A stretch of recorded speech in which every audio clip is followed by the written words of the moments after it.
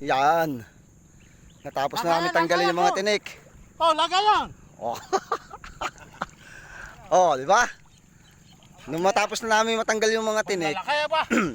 meron na kami mga nakakapangisda. Oh my God! Wow! Ito yung area na pwede namin pagkapan. Nako, nahulog pa.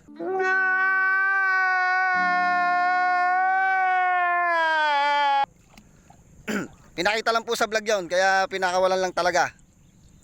Ayan o. Nakabunto ng tilapia. Konti na lang yung ano, halos sinaside na lang namin yung mga piraso ng tinik na nasa loob.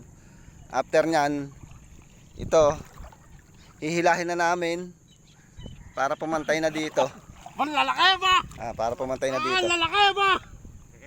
Tutulog ako, nakikita ko sa bunga nyo. Tapos, kapag nandito na, sa area na to, aangatin na namin yon.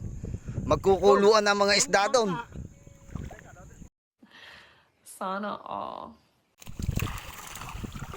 Yan o. Arroyo. Naka. Uunti lang man.